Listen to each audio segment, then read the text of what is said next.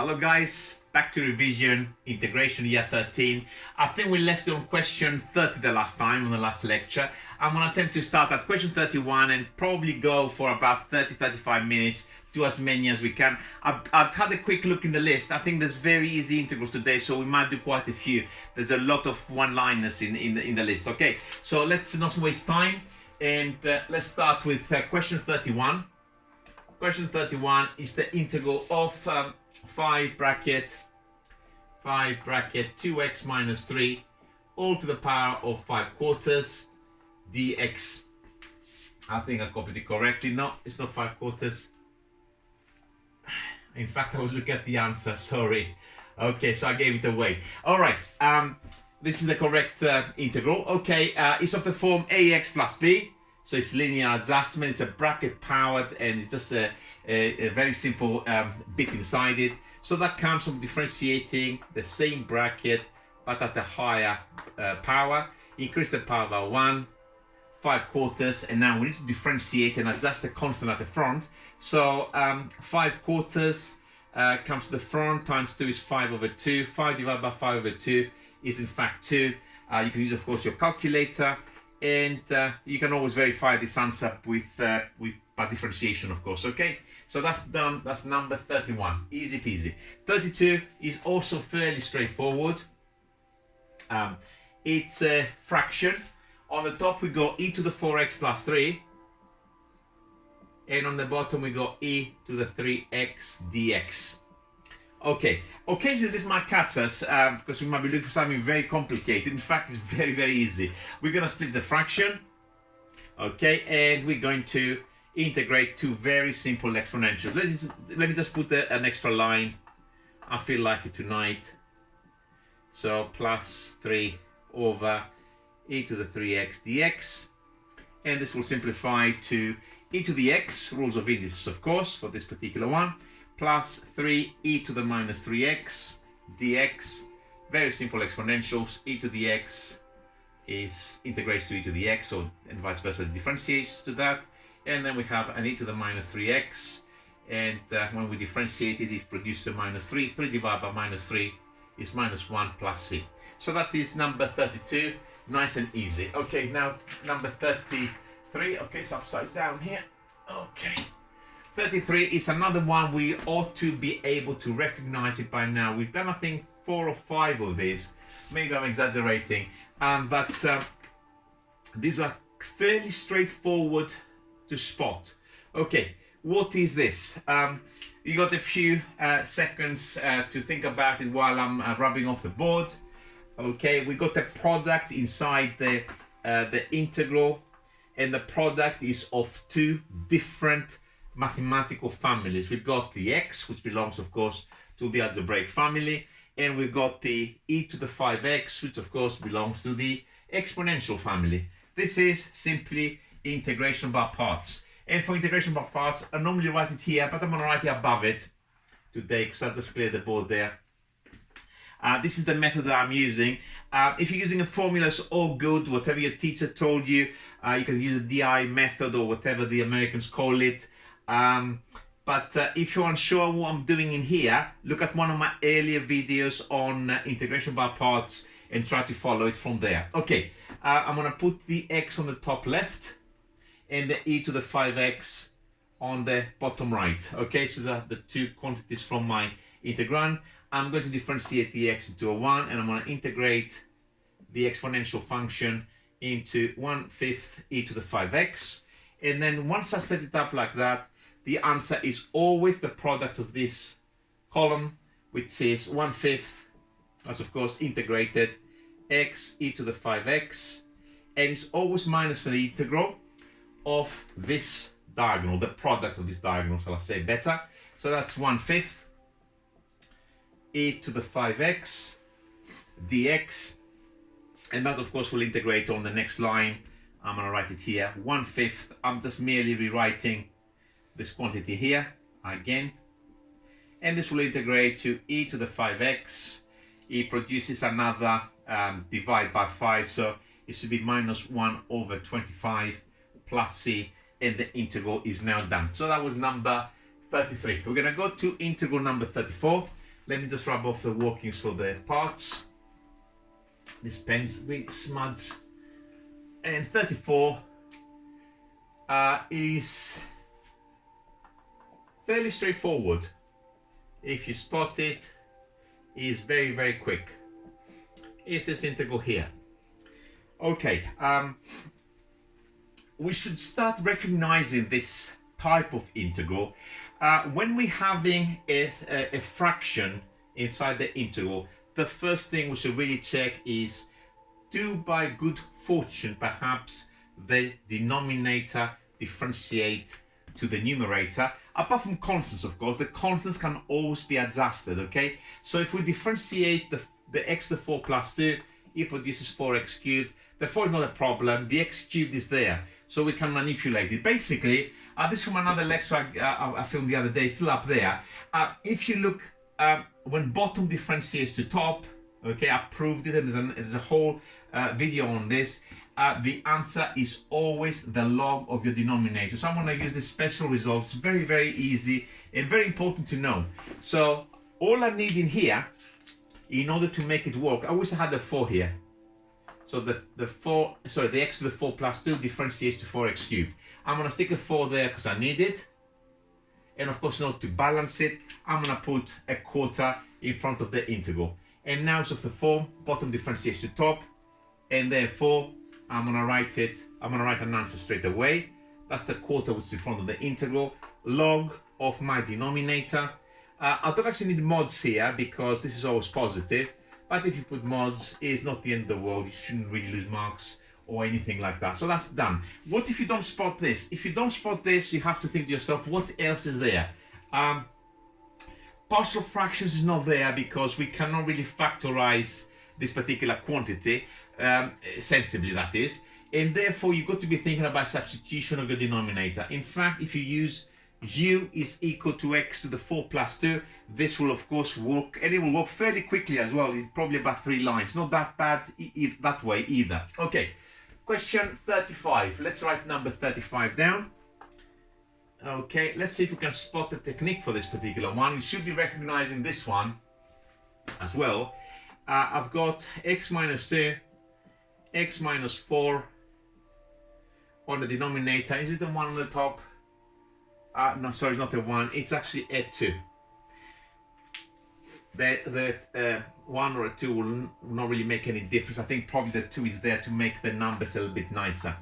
Okay, what technique is for something like this? This you should really recognize it. It should be partial fractions. There's nothing but partial fractions for something like this. I'm going to put full workings. Some of you might know how to do this by cover up, which eventually I'm going to start using, but I will do that a lot later on.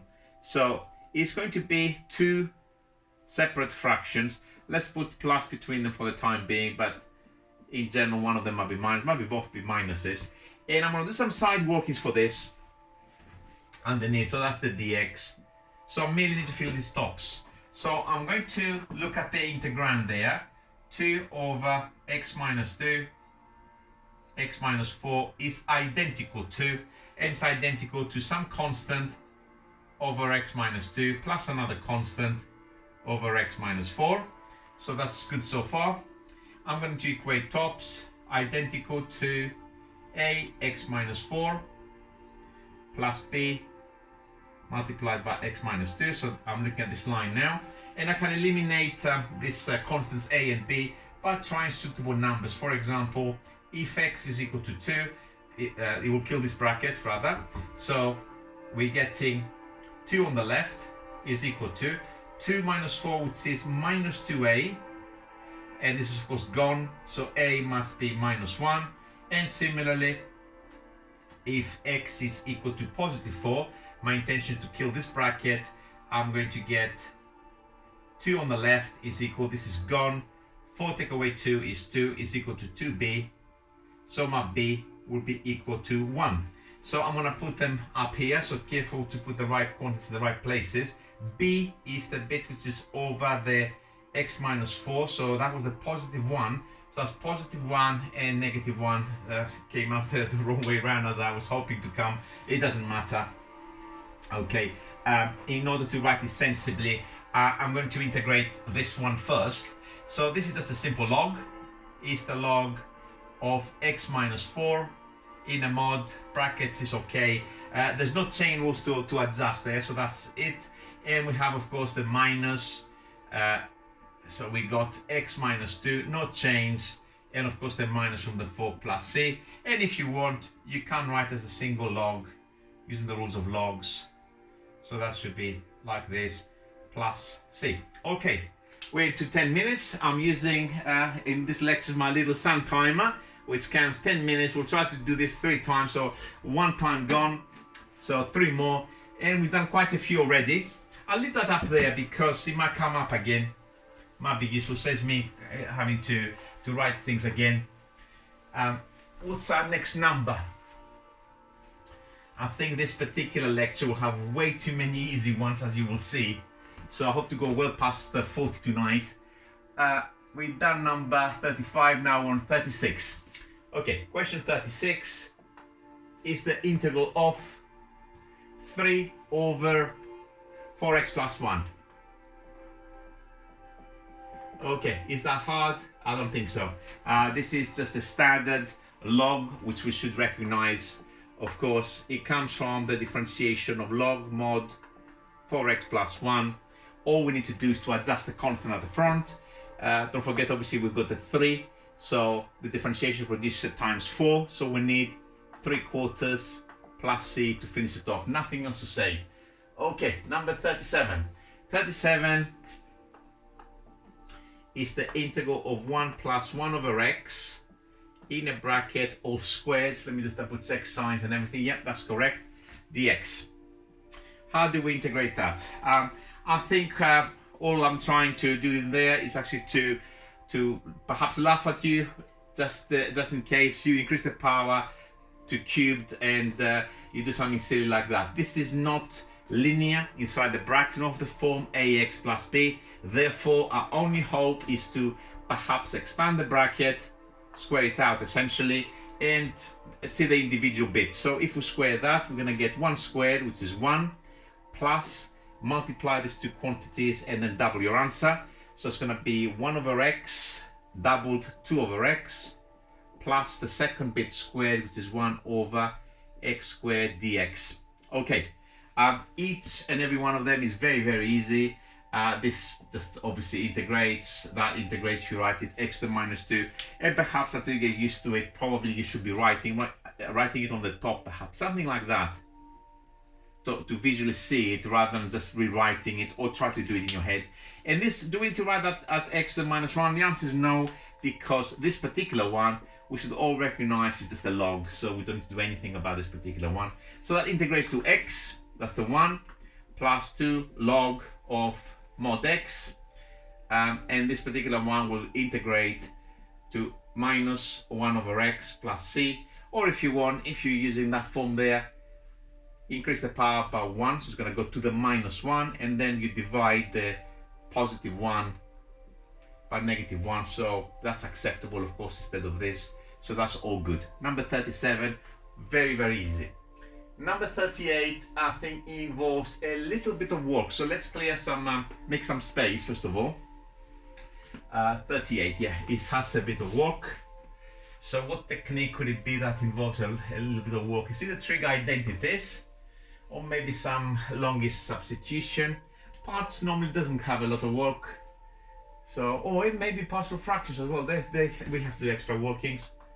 38 x over x squared minus 1, just double checking, all cubed integral. Okay, I'm going to do this 2 different ways. Okay, have a little think about this particular one.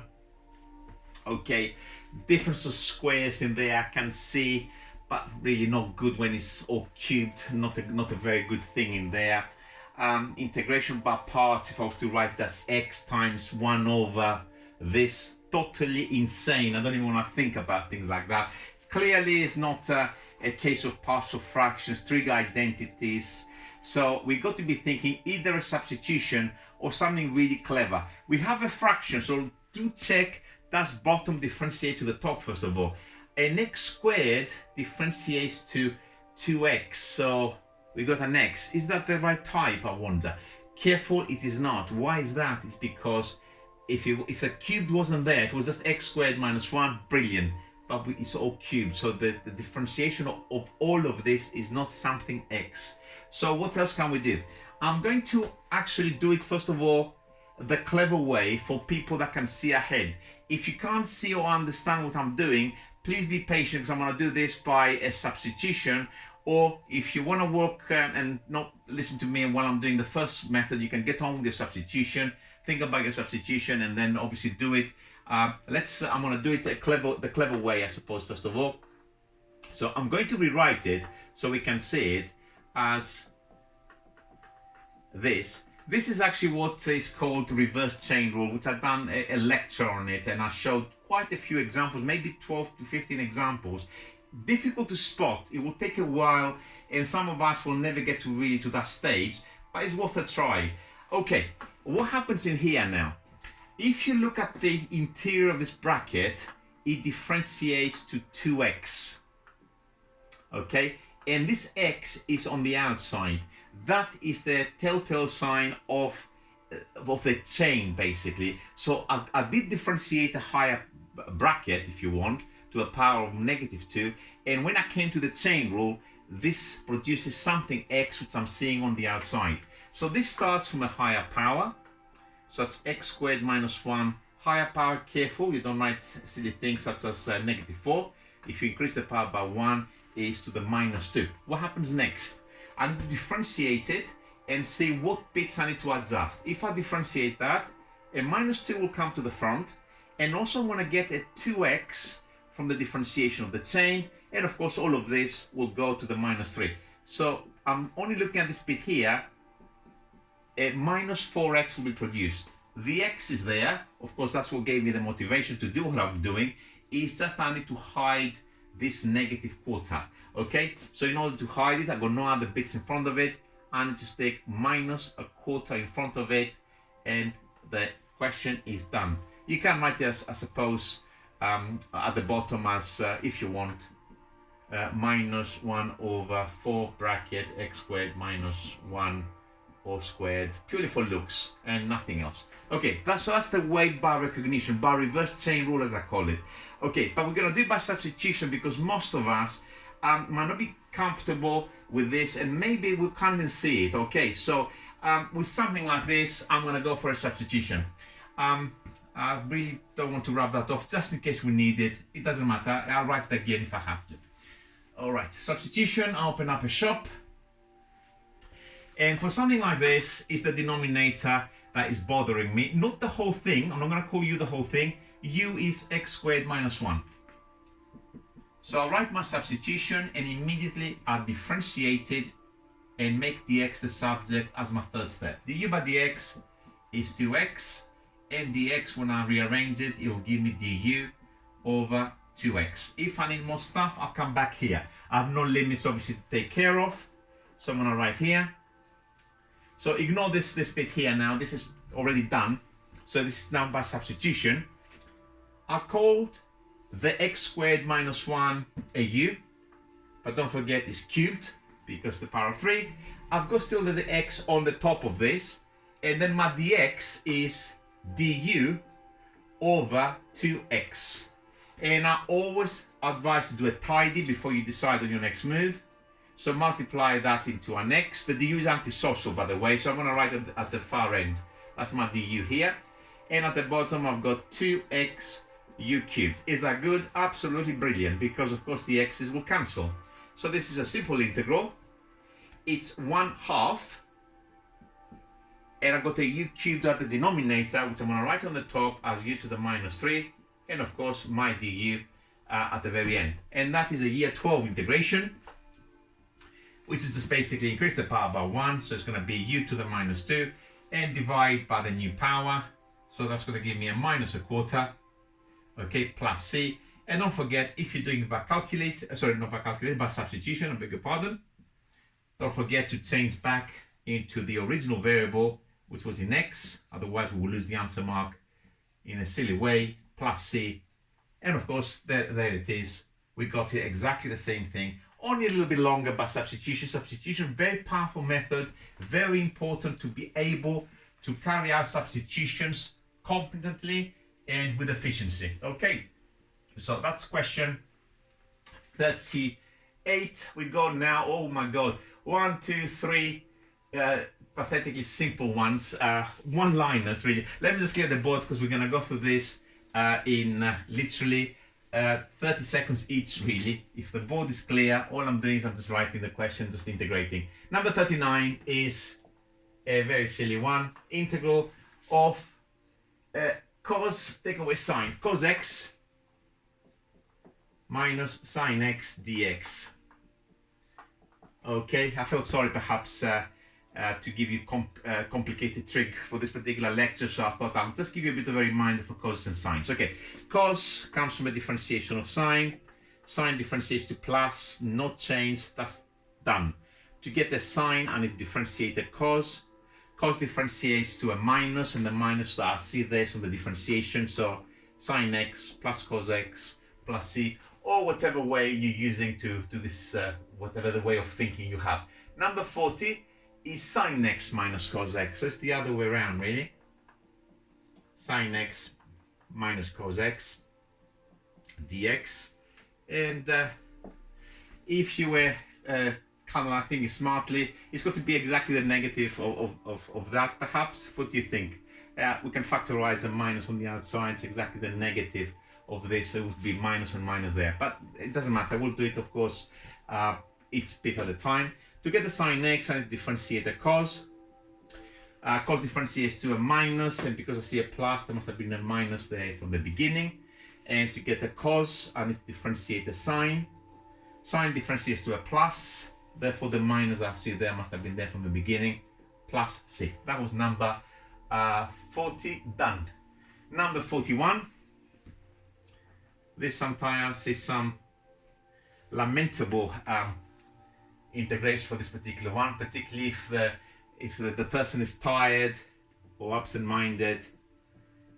Okay, the worst I've seen for this particular one is integration by parts. Why parts? Well, we got two parts there. You see, we got the sine, one part, and the 4x plus 3, the other part. Please just ignore what I just said. It's absolute rubbish, yeah? Sine on its own, like this, is meaningless. It means nothing, yeah? It's, the sine has an argument, so if you say to me sine, my reply will be sine of what?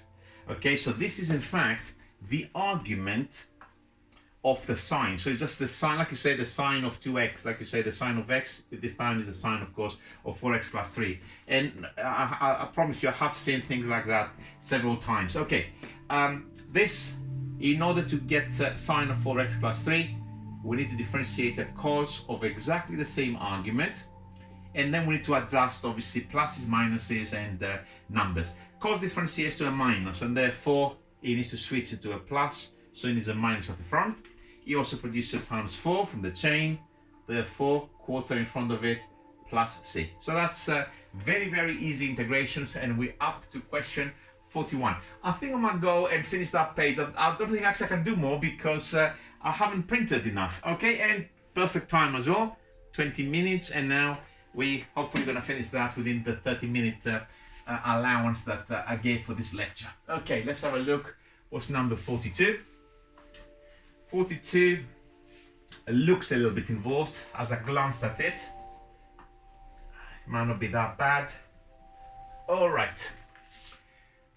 We have the integral of x over the square root of x plus 1 dx. And number 43 and 44 are very easy. So I'll probably spend a little bit more time on this particular one. I'm going to do it a few different ways. Okay, we're going to do it first of all. What technique is involved? Let's have a little think about that. No partial fractions, no trig identities quite clearly. You shouldn't really be doing parts by writing it in a stupid way. So bottom differentiate to top, I wish it was, but it's not. Is it the reverse chain rule for those who are thinking along those lines? I just want to write this for those guys. If you write it as x plus 1 to the power of negative half, so I've just written the square root at the top, this is not a reverse chain rule because this interior on differentiation does not produce just an x, okay? It just goes to a constant. If there was an x squared there, brilliant, okay? But we don't, okay? So it's not a reverse chain rule here. It cannot be done at a glance if you want. So all that leaves is a substitution. I'm gonna do it two different substitutions, okay? I have not talked about square root substitutions yet in my lectures, but I'm gonna do it here because some of you might be aware of that. So the first substitution that I'm going to use is u is just the argument of this radical. So u is just simply x plus 1, which is simple. We're going to differentiate it. Du by dx is of course 1. So that's a straight swap, dx the same as du. It happens sometimes. And if I need more stuff, I'll come back here. All right, what happens now? The denominator, I called u just the x plus 1. So that's u to the half. The x is still there. We'll come to it if we need to do more stuff. And this is a straight swap, dx for du. All right, we still need to lose that x. Everything should change into u's. So we need to go back to the shop and make a rearrangement of the substitution. X is of course u minus 1. So I'm gonna come here. There's my x is u minus 1 on the numerator over u to the half du. And what have I achieved by doing this? I can now split the fraction, of course, which is, I'm not gonna be writing as workings for this, guys. By now, I think for doing advanced level mathematics, you should be able to see that, okay? U to the 1 divided by u to the half is u to the half. If necessary, write it somewhere on the side. I'm certainly not writing it now. And minus, that's the minus there, 1 over u to the half, so it's u to the minus a half du. And this will integrate. And I'm gonna put it here. Increase the power by 1.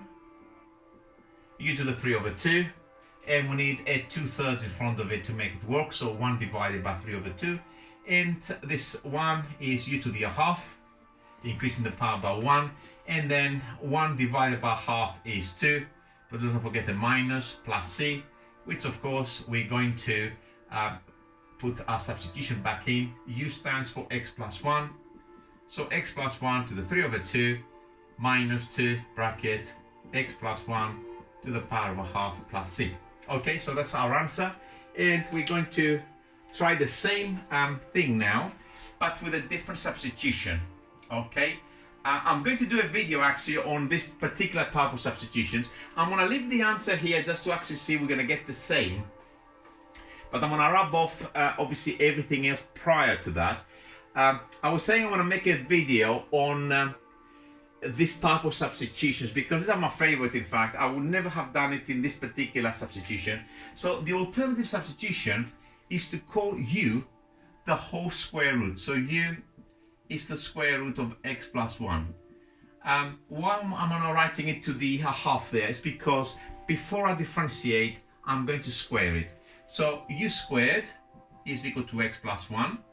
And then I'm going to use implicit differentiation. If you haven't done implicit differentiation, then this will not make sense. If you have, this differentiates, I'm differentiating the whole equation with respect to x.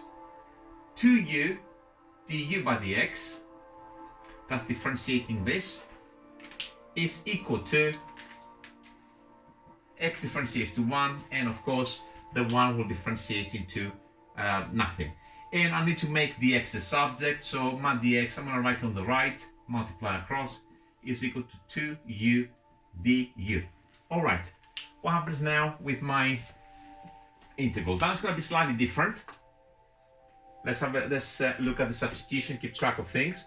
Now, the whole square root is my u, so that's u on the denominator. The x, leave him where he is for the time being, and my dx is 2u du. And if I simplify this a little bit, I'm going to get 2xu over u du. Is that good? Yes, but not really.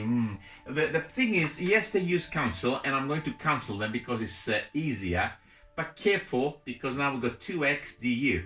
That doesn't integrate to x squared. It's with respect to u. So I need to go back and get an expression for my x. So I'm going to get it from this line here. So x is u squared minus 1. And I might as well just square it, not square it, double it here. Because I need 2x. So 2x is simply 2u squared minus 2. So I'm going to put it inside my integral now. My 2x is 2u squared minus 2 du. We're going to integrate that. That's very, very simple. Is 2/3 u cubed minus 2u plus c. And if you look now what my substitution was, let me just rub that off and put to the half so you can actually see it better as I'm putting the very last line. 2/3 u is x to the half, but is raised to the power of 3, so that's 3/2, minus 2. My u is, of course, x plus 1 to the half, which is exactly the line that I left from the previous substitution. So they work exactly the same way. It's your choice what substitution you want to do. I'm a square root man, so I prefer the second method always, okay? So that's a matter of personal taste, okay? For this one, let me just do another one. This is for fun, okay? This is for the, as I say, for the mathematical sumos, the ones that can actually see and they're showing off perhaps, okay? So enrichment, this one. Please ignore it, put me on mute, as I say, for this particular bit. Have a look at what I'm going to do for this particular one. I'm going to do a bit of dribbling now. By the way, Spurs smashed Man United today 6-1, so I'm in a very, very good mood, okay? So, here we go. I'm going to write it as x over x plus 1 to the half dx. I haven't done anything in there. I just wrote this as a square root. Not a square root, as a power of a half, I beg your pardon. I'm going to do the following now. I'm going to add on the top x plus 1, put in a bracket, x plus 1 to the half at the bottom as it was. And of course, in order to be worth exactly the same, I'm going to minus 1 dx. Now I'm going to split the fraction as it is up there. X plus 1 over x plus 1 to the half will give me x plus 1 to the power of positive half minus 1 over this, which is of course x plus 1 to the power of minus a half. These are two linear adjustments and they will be done instantly. So this is x plus 1 to the power of 3 over 2, and in order to make it work we need 2/3 in front of it, and this is again increase the power by 1, it will go to the half, and 1 divided by half is of course 2. I actually rubbed off the answer, but I hope you remember it's exactly the same. This is how I integrate often because for me it's actually quite quick. So it's worth kind of like perhaps looking at this. I don't know if you've been amused, but I would say to you, please, it's probably better to do some kind of substitution for this kind of things. All right, the last two that I've got up there, I said they're very, very easy. That's why I took a little bit longer with this particular integral, and I've done it 2 different substitutions as well as with an enrichment method. So we're going to finish tonight with number 44. So first of all, 43.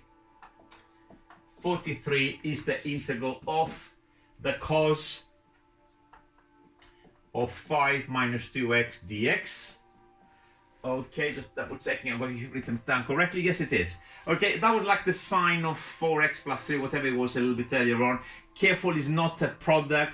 This is the argument of your cos. This is the bit inside the cos. So in order to integrate that, you start with the sine of exactly the same argument. And now we need to adjust bits. Sine differentiates to a plus first of all. And we got plus there, so that's good. But it also produces a -2 from its chain. So we need to hide that, and we need a minus a half in front of it plus c. So that's done. That's number 43. And we're going to go to number 44. And this is our last example for this lecture. Integral of 3 sine of 2x. Perfect. Finished, because by this time I'm probably getting a little bit tired. I'm tired from talking, in fact. So and from something nice and easy.